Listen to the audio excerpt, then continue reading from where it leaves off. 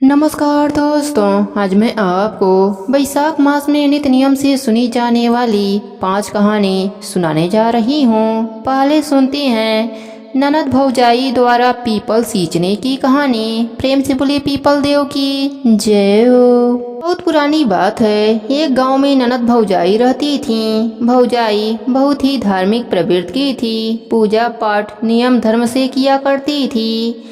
जब बैसाख का महीना आया तो भौजाई पीपल सींचने का नियम लिया। वह सुबह पीपल सींचने जाने लगी तो ननद भी भौजाई के साथ चल देती। ननद रानी को पूजा पाठ ज्यादा नहीं आता था, इसलिए जैसे जैसे भौजाई करती वैसे वैसे देखकर ननद भी किया करती थी। पीपल सींचने के बाद भौजाई ने कहा, हे पीपल देव, मुझे एक लड़का दीजिए। ननद रानी ने पीपल सींचने के बाद बोली, हे पीपल देव, जो हमारी भाभी को दीजिएगा वह हमें भी दे दीजिएगा। ऐसे ही पूरा माह बीत गया। कुछ माह के बाद भौजाई पेट से हो गई। ननद रानी के हाथ में एक झलका पड़ा।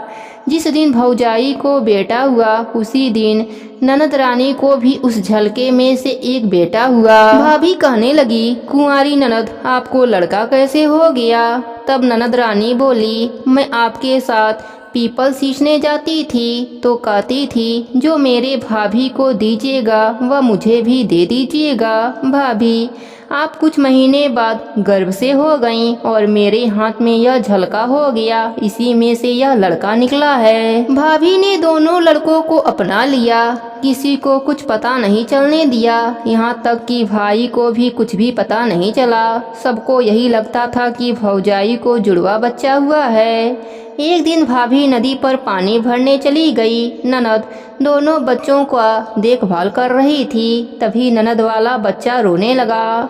तब ननद ने उसको हाथ से थपकाते हुए लोरी सुनाने लगी कि बिना बाप का लड़का, बोल तू कहाँ से आया है। भाई ने यह सारी बातें सुनी तो उसे बड़ा आश्चर्य हुआ। जब भौजाई पानी लेकर आई तब भाई ने अपने पत्नी से बोला, छोटी ऐसा क्यों कह रही थी? बिना बाप का लड़का, बोल तू कहाँ से आया है? मैं तो अभी जिंदा हूँ और यह दोनों बच्चे मेरे हैं। तब भाभी ने अपने पति को सारी बात बताई। तब भाई उस बच्चे और बहन को लेकर पीपल देव के पास गया और बोला, हे पीपल देव, मेरी इज्जत बचा लीजिए। लोग जानेंगे तो मेरी बहन की शादी नहीं हो पाएगी। या तो आप इस बच्चे को ले लीजिए या फिर मेरी बहन के लिए योग्य जीवन साथी दे दीजिए। कुछ समय के बाद पीपल देव प्रकट हुए और बोले, मेरा दिया हुआ वर वापस नहीं हो सकता, इसलिए तुम्हारी बहन को एक योग्य वर प्रदान करता हूँ। पीपल देव की कृपा से एक नवयुवक बालक पीपल के पेड़ में से निकला। भाई ने धूमधाम से अपने बहन की शादी उस नवयुवक से करा दिया। पीपल देव की कृपा से ननद और भौजाई का घर अन्न धन से भर गया। पीपल देव की महिमा देखकर गांव के सारे लोग वैशाख मास में नित्य नियम से पीपल सींचने लगे। पीपल देव की कृपा सभी लोगों पर बरसने लगा। पीपल सींचने से यमलोक के दुख नहीं भोगने पड़ते हैं, शारीरिक कष्ट दूर हो जाते हैं, घर में सुख संपत्ति का भंडार भर जाता है। हे पीपल देव, अपने सभी भक्तों पर अपनी कृपा बनाए रखना। कहानी अधूरी हो तो पूरी करना, पूरी हो तो मान रखना।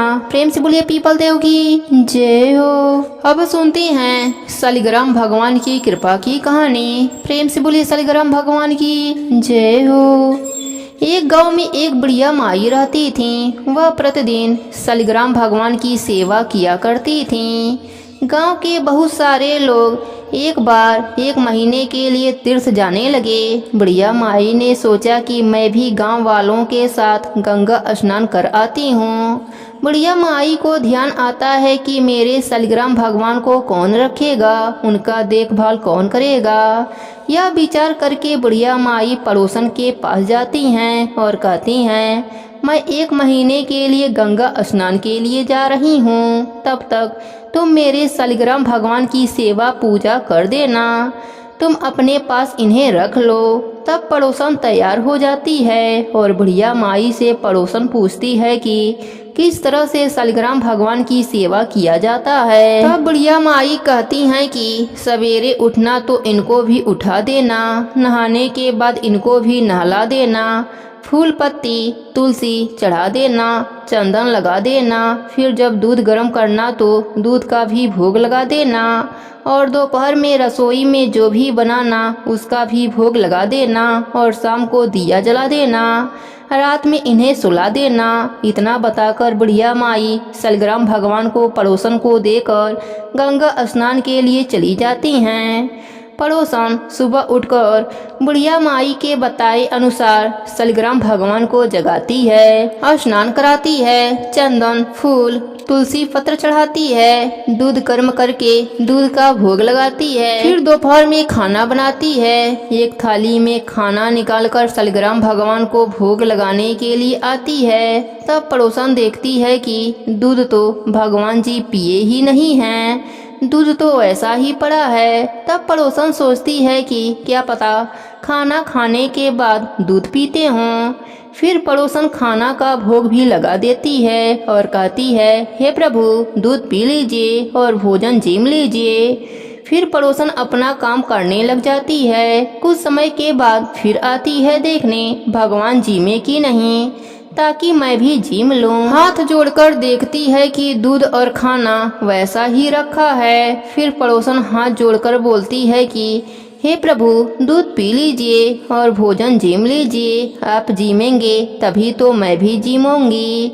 थोड़ी देर बाद फिर वापस आती है, फिर वही बात कह के वापस चली जाती है। फिर आती है तो देखती है ना तो भगवान दूध पी रहे हैं और ना ही जीम रहे हैं। अब पड़ोसन चिंता में पड़ जाती है और सोचती है कि आज तो पहला ही दिन है, बुढ़िया माई आएंगी तो क्या कहेंगी, कहेंगी कि तुमने तो मेरे भगवान को दुबला पतला कर दिया। फिर पड़ोसन हाथ जोड़कर भगवान से प्रार्थना करती है कि जीम लो, आप जीमोगे तभी तो मैं भी जीमूंगी।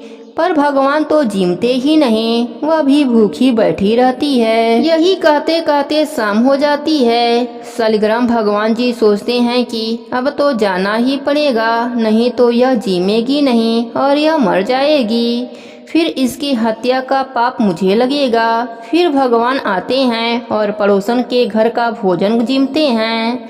अब तो हर रोज यही होता। ऐसे ही करते करते कई दिन हो गए। भगवान एक दिन कहते हैं, मैया आज मैं वैकुंठ घूमकर आता हूँ। पड़ोसन ने कहा, नहीं प्रभु अब कुछ ही दिनों की बात है। भगवान कहते हैं, मैं शाम को वापस आ जाऊंगा। फिर पड़ोसन मान जाती है। अब रोज यही होता। सुबह भगवान जीम कर वैकुंठ चले जाते और शाम को वापस आ जाते। धीरे धीरे 1 महीना बीत जाता है। उधर बुढ़िया माई भी गंगा स्नान करके वापस अपने घर आ जाती है। फिर बुढ़िया माई पड़ोसन के घर जाती है। फिर पड़ोसन से कहती है, ला मेरे शालिग्राम भगवान को मुझे दे दे, बहुत दिन हो गए दर्शन नहीं किया। पड़ोसन ने कहा, अभी भगवान जी बैकुंठ लोक गए हैं, शाम को आएंगे तो आप ले लेना। बुढ़िया माई को कुछ भी समझ में नहीं आता और कहती है, तुम मेरे भगवान को अभी के अभी दे दो। उनके बीच में झगड़ा चालू हो जाता है। आसपास के लोग इकट्ठे हो जाते हैं। पड़ोसन बोलती है, इस बुढ़िया माई को समझाओ, जैसे 1 महीना दर्शन नहीं किया वैसे शाम तक और इंतजार कर ले, थोड़ी सी सब्र कर ले। शाम को शालिग्राम भगवान आएंगे तो मैं खुद ही इसे दे दूंगी। यह बात सुनकर सबके समझ में कुछ भी नहीं आ रहा है कि पड़ोसन क्या बोल रही है। बुढ़िया तो बहुत गुस्सा हो जाती है और वहीं बैठ जाती है। शाम हो जाती है। भगवान जी बैकुंठ लोक घूमकर आ जाते हैं और मंदिर में विराजमान हो जाते हैं। जैसे ही पड़ोसन देखती है कि शालिग्राम भगवान आ गए हैं, तब बुढ़िया से कहती है कि अब आकर ले जाओ अपने भगवान को। बुढ़िया माई कहती हैं कि अब तक कहाँ छुपाई थी, अब कैसे दे रही है, वह तो एक पत्थर के हैं, वह कैसे आ जा सकते हैं। तब पड़ोसन के समझ में आ जाता है कि वह भगवान के साक्षात दर्शन पाई है। तब पड़ोसन भगवान के आगे हाथ जोड़ती है कि आप बुढ़िया माई को भी दर्शन दीजिए, नहीं तो यह मुझ पर झूठा आरोप लगाती रहेंगी।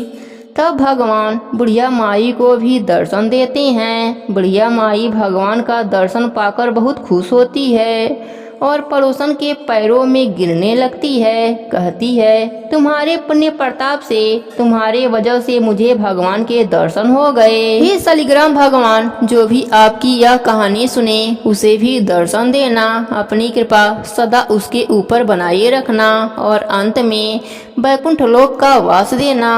प्रेम से बोलिए शालिग्राम भगवान की जय हो। एक साहूकार था, वह बहुत धनवान था, लेकिन कभी किसी को दान नहीं देता था और ना ही अपने पत्नी को दान देने देता था। पत्नी बहुत परेशान रहती थी। वह व्रत पूजा पाठ करती तो सेठ बहुत चिढ़ता था कि क्यों यह सब करती हो, लेकिन सेठानी चुपके से कुछ ना कुछ दान करती रहती थी। एक बार सेठानी ने बैसाख स्नान किया। वह मंदिर जाती, कथा कहानी सुनती थी। एक बार कथा में सुना कि गाय दान जरूर करनी चाहिए। गाय दान करने से मरने के बाद गाय आगे मिलती है, तो गाय की पूंछ पकड़कर यमलोक के रास्ते में चला जाता है। गाय सीधा वैकुंठ धाम ले जाती है। गाय माता में 33 कोटि देवी देवताओं का वास होता है, इसलिए मनुष्य जब तक जिए गौ सेवा करे, वह दान करे तो मरने के बाद गाय सीधे वैकुंठ धाम ले जाती है। अब सेठानी ने सुना तो सोचा, मैं गाय को कैसे दान करूं? अगर सेठ जी को पता चल गया तो वह बहुत नाराज होंगे। उसने पंडित जी से पूछा कि असली गाय दान नहीं कर सके तो क्या करें? पंडित जी ने कहा, यदि असली गाय दान नहीं कर सकती हो तो सोने या चांदी की गाय दान कर सकती हो। सेठानी ने सोचा, यह सही है, मैं सोने व चांदी की गाय बनवा लेती हूँ। एक सेठ जी के लिए और एक मेरे लिए, दोनों गाय दान कर दूंगी। उसने पंडित जी से पूछा, सेठ जी को पता न चले ऐसा कोई उपाय बतलाइए। तो पंडित जी बोले कि ऐसा करो, गाय तुम बनवा लो, उसके ऊपर पीली मिट्टी और काली मिट्टी चढ़ा देना, फिर तुम दोनों संकल्प कर लेना। सेठ जी सोचेंगे कि मिट्टी की गाय है। सेठानी को यह बात अच्छी लगी और उसने सुनार से सोने व चांदी की गाय बनवा लिया। यापन करने के लिए सेठ जी को राजी कर लिया। बैसाख के एकादशी को पंडित जी आए, घर में हवन रखा। सोने व चांदी के गाय के ऊपर मिट्टी से लेप करके हवन पूजन सामग्री की थाली में रख दिया।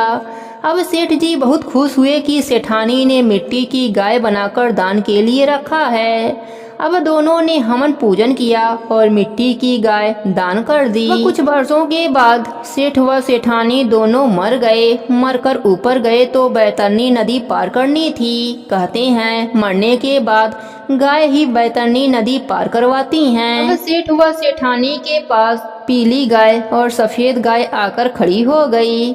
दोनों पूंछ पकड़कर पार उतर गए। उस पार जाकर सेठ जी ने सेठानी से पूछा कि हमने तो कभी भी गाय दान नहीं किया था, यह गाय कैसे और कहां से आ गई? सेठानी ने कहा, आपने बहुत सा धन जोड़ा और वहीं धरती पर छोड़ आए, कभी भी दान पुण्य नहीं किया। जो दान पुण्य करते हैं, भजन कीर्तन करते हैं, वही सब मिलता है। हमने 2 गाय दान करी थी। बैसाख एकादशी के दिन सेठ जी बोले कि वह तो मिट्टी की थी। सेठानी ने कहा, नहीं, वह सोने व चांदी की गायें थीं। आपको पसंद नहीं था दान पुण्य करना, इसलिए मैंने उन पर मिट्टी चढ़ा दिया था। सेठ जी बहुत खुश हुए कि सेठानी तुम बहुत समझदार हो। अगर गाय दान नहीं करती तो आज हम कैसे पार जाते। तुमने यह बहुत अच्छा काम किया। फिर सेठ जी पछताने लगे कि जीवन में कभी किसी को कुछ भी दान पुण्य नहीं किया। मनुष्य को दान पुण्य करते रहना चाहिए। मनुष्य जीवन बड़ी ही मुश्किल से मिलता है, उसे सत्कर्म में लगाना चाहिए। गौ सेवा, गौ का दान, दीन दुखियों की सेवा जितना हो सके करना चाहिए।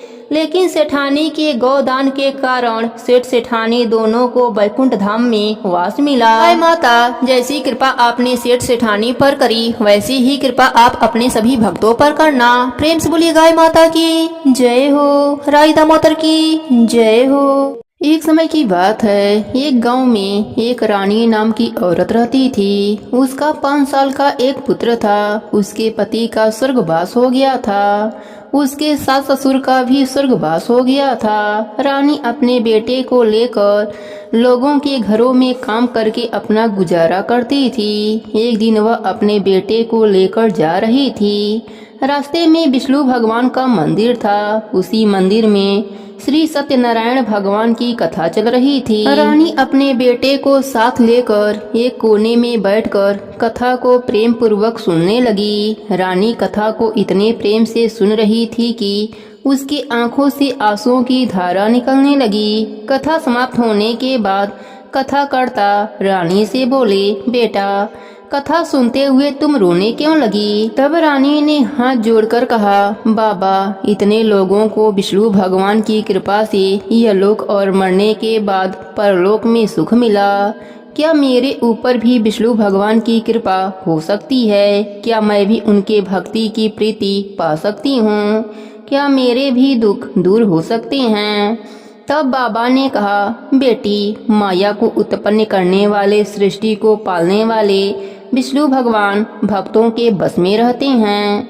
उन्हें कोई भी आसानी से प्राप्त कर सकता है। बस मन वाणी द्वारा उनके नामों का भजन करते रहो। जितना हो सके उनके नामों का भजन करो। बस एक नाम, उसके बाद किसी भी बड़े योगी के आशीर्वाद की जरूरत नहीं होगी। योगी खुद आएंगे तुम्हारे दरवाजे पर तुम्हें आशीर्वाद देने। भगवान के नाम का भजन करने से मनुष्य 4 धाम यात्रा का पुण्य घर पर ही प्राप्त कर सकता है। साथ ही बेटी, तुम केला सींचने और घी का दीपक जलाने का नित नियम ले लो। देखो तुम्हारे दिन कैसे बदल जाते हैं। अब क्या था, अब तो रानी को एक सहारा मिल गया। वह अपने कामों को करती और मन में राधा राधा कृष्णा कृष्णा का रट लगाए रहती। साथ ही केला सींचती, घी का दीपक जलाती। कहते हैं, हमारे पिछले जन्म के कर्म ही हमारे जीवन में दुख या सुख के रूप में आते हैं और उसी दुख को, कष्ट को, तकलीफ को भगवान क्षण मात्र में दूर कर सकते हैं। जैसे कि रानी के जीवन से कष्ट दूर हो गया। रानी के बेटे को भगवान की कृपा से नौकरी मिल गई, लेकिन रानी अपने भगवान को नहीं भूली। वह अभी भी केला सींचती, घी का दीपक जलाती, बृहस्पतिवार का व्रत भी करती, भगवान के नाम का भजन कीर्तन करती, कथा कहानी सुनती, प्यासों को पानी पिलाती। कुछ दिनों के बाद रानी के बेटे राहुल की शादी हो गई।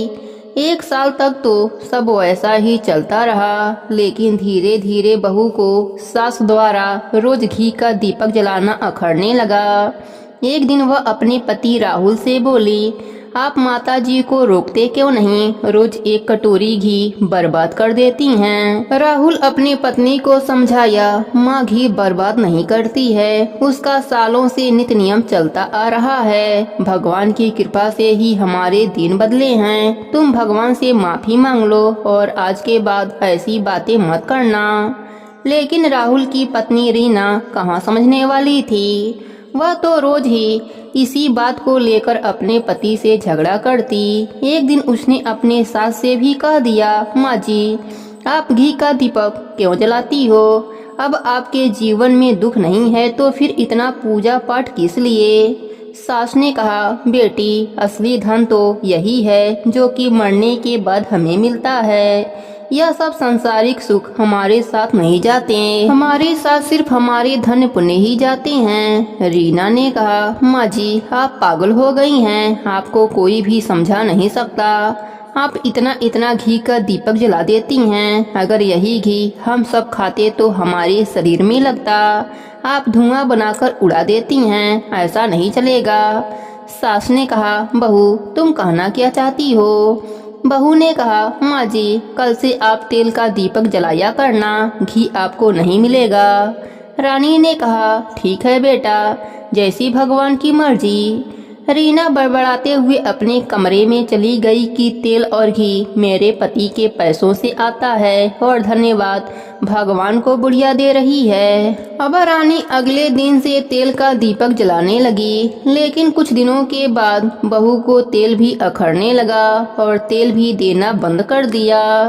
सास अगले दिन बगीचे में जाकर केले के वृक्ष के नीचे रो रही थी। तभी एक सेठ जी जो कि घी के व्यापारी थे आ रहे थे। बगीचे में बूढ़ी औरत को रोता हुआ देखकर उसके पास आए और पूछा, माँ जी आप क्यों रो रही हैं? तब बुढ़िया ने अपने बहू की कहानी उन्हें सुना दी।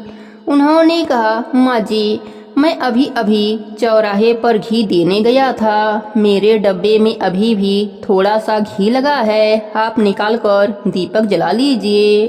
बुढ़िया माई विष्णु भगवान को धन्यवाद करके उनके डिब्बे में से घी पोंछकर दीपक बाती में लगाई और दीपक जला दी। वह सेठ भी घर पर आ गए और डब्बा घर के एक कोने में रखकर बैठ गए। सेठ की पत्नी आई, पानी दिया और डब्बे को अंदर ले जाने के लिए जो ही डब्बा उठाई वह डब्बा घी से भर गया। उसने अपने पति से पूछा, आप घी बेचने गए थे, बेचे क्यों नहीं? उसका पति बोला, अरे भाग्यवान मैं तो घी बेचकर आ रहा हूँ, तुम ऐसा क्यों बोल रही हो? फिर उसकी पत्नी डब्बा दिखाते हुए बोली, फिर इसमें घी भरा कैसे है? सेठ ने डब्बा देखा, उसे बड़ा ही आश्चर्य हुआ। उसने रास्ते में घटित घटना अपने पत्नी को बताई। सेठ की पत्नी ने कहा, वह माँ जी कोई देवी स्वरूप हैं, उनको अपने घर लाना चाहिए, क्या पता उनके आशीर्वाद से हमें पुत्र सुख मिल जाए। फिर क्या था, वह दोनों उस माँ जी को खोजने निकल गए। खोजते खोजते शाम हो गई। माँ जी एक मंदिर में मिली जो कि भगवान के भजन में लीन थीं। सेठ ने माँ जी को आवाज दी, माँ जी माँ जी। रानी ने आंखें खोली और बोला, बेटा तुम यहाँ कैसे? सेठ सेठानी रानी के पैरों पर गिर पड़े और बोले, माँ जी आप देवी स्वरूप हो, आप अपने सेवा का मौका हमें दीजिए, हम आपकी सेवा करना चाहते हैं। रानी भगवान की मर्जी मानकर सेठ के साथ सेठ के घर पर चली गई। रानी के जाते ही सेठानी पेट से हो गई। सेठ सेठानी माँ जी का खूब सेवा करते, माँ जी के साथ बैठकर भगवान की कथा कहानी सुनते। इधर रानी के बेटे राहुल की नौकरी छूट गई। उसकी पत्नी रीना को कई बीमारियां लग गईं। वह बहुत पछताने लगे। उन्हें अपने गलती का एहसास हो गया था। उन्हें भगवान के भजन के शक्तियों का पता चल गया था। वह पागलों की तरह अपने माँ जी को खोजने लगे। खोजते खोजते 5वें दिन उनको पता चला कि सेठ जी के घर कोई देवी स्वरूप वाली बुढ़िया आई हैं। वह भागते भागते सेठ जी के घर गए, अपने माँ के चरणों में गिरकर माफी मांगने लगे और अपने घर चलने का आग्रह करने लगे। सेठ सेठानी बोले, हम माँ जी को कहीं भी जाने नहीं देंगे। रानी ने कहा, बेटो मेरी बात ध्यान से सुनो, मैं कोई देवी नहीं हूँ। तुम्हें लगता है कि मेरी वजह से तुमको सुख मिला, तो यह बात सही नहीं है। यह सब विष्णु भगवान की कृपा से हुआ। जहाँ पर भी भगवान के नाम से नित नियम निभाई जाती है, भगवान की कथाएं सुनी जाती हैं, भगवान के भजन होते हैं, वहाँ अपने आप लक्ष्मी कीर्ति आकर निवास करती हैं। इतना कहते कहते बुढ़िया माई की मृत्यु हो गई। बुढ़िया माई को बैकुंठ लोक का वास मिल गया। वह भगवान के चरणों में रहकर भगवान की सेवा पूजा करने लगी। इधर सेठ सेठानी भी बुढ़िया की तरह नित नियम निभाने लगे, जिसके फलस्वरूप उनको एक पुत्र की प्राप्ति हुई और भगवान की कृपा से उनका घर अन्य धन से भरा रहता था। बुढ़िया माई का बेटा और बहू भी अब बुढ़िया माई की तरह नित नियम करने लगे। भगवान की कृपा से राहुल की फिर से नौकरी लग गई और उसकी पत्नी रीना भी स्वस्थ हो गई। कुछ दिनों के बाद उनके घर में एक सुंदर पुत्री का जन्म हुआ, जिसका नाम उन्होंने राधा रखा। इस प्रकार हम सबको भी हर पल भगवान के नामों का भजन करना चाहिए, जिसके फलस्वरूप हम सब परम पद को प्राप्त होंगे। हमारे जीवन से दुख दरिद्र तकलीफें सब समाप्त हो जाएंगे और हम सब आनंद की अनुभूति करेंगे।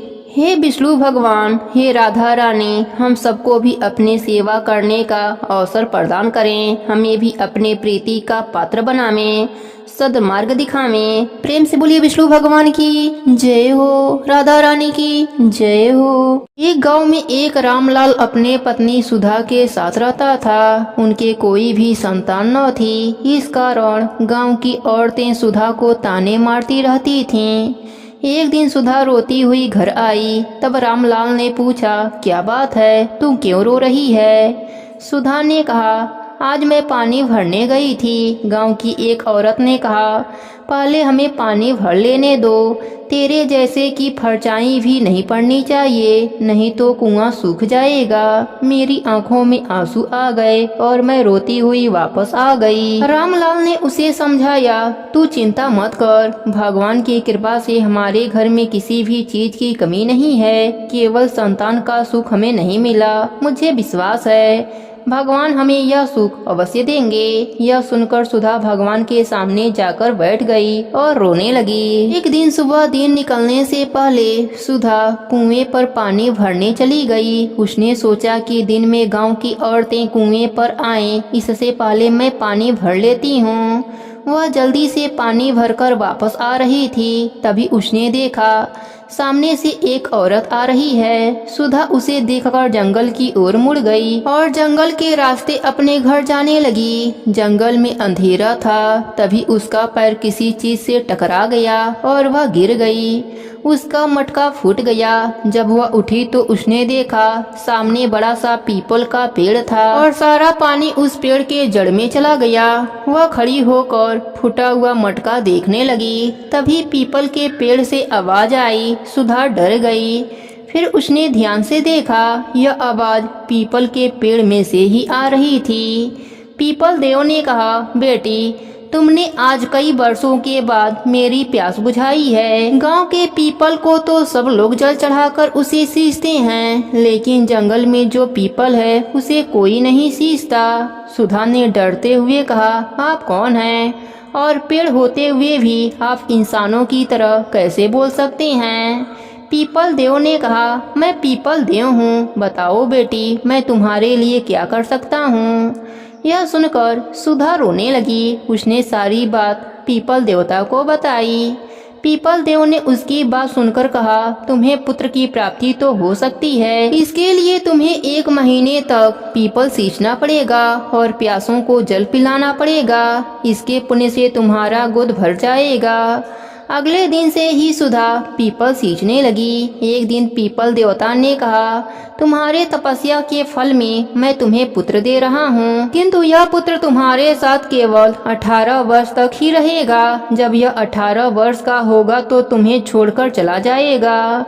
सुधा को उस समय पुत्र चाहिए था, इसलिए उसने हाँ कह दिया। इस प्रकार सुधा को कुछ माह के बाद एक पुत्र हुआ। सुधा व रामलाल बड़े ही लाड प्यार से उसका पालन पोषण करने लगे। उन्होंने उसका नाम सागर रखा। जैसे जैसे वह बालक बड़ा हो रहा था, सुधा की चिंता बढ़ती ही जा रही थी। एक दिन सुधा ने अपनी चिंता पीपल देव से कही। पीपल देव ने कहा, तुम्हें पुत्र मोह छोड़ना पड़ेगा। सुधा वहीं बैठकर विलाप करने लगी। तब पीपल देव ने कहा, बेटी, प्राणों के देव धर्मराज जी हैं। अगर तुम उनकी उपासना करके उनको खुश कर दोगी तो तुम्हारे पुत्र की आयु लंबी हो जाएगी। सुधा ने धर्मराज जी के नित्य नियम निभाने का प्रण वहीं ले लिया। फिर घर आकर उसने नियम अनुसार सारे इंतजाम किए और अगले दिन से ही वह धर्मराज जी का नित्य नियम श्रद्धा भाव से करने लगी। धीरे धीरे 18 वर्ष पूरे हो गए। 18 साल पूरा होते ही सागर अचेत होकर गिर गया। सुधा को लगा कि उसका पुत्र मृत्यु को प्राप्त हो गया है। वह धर्मराज जी के आगे हाथ जोड़कर रोने लगी। तभी चमत्कार हुआ। सागर उठकर बैठ गया। सभी लोग धर्मराज जी की जयकारा लगाने लगे। पीपल देव और धर्मराज जी की कृपा से सुधा के घर में अन्य धन हो गया। पुत्र पौत्र हो गए और मरने के बाद स्वर्गलोक की प्राप्ति हुई। हे पीपल देव, हे धर्मराज जी, जैसी कृपा आपने सुधा पर करी वैसी ही कृपा आप अपने सभी भक्तों पर करना। कहानी अधूरी हो तो पूरी करना, पूरी हो तो मान रखना। प्रेम से बोलिए पीपल देव की जय हो, धर्मराज जी की जय हो।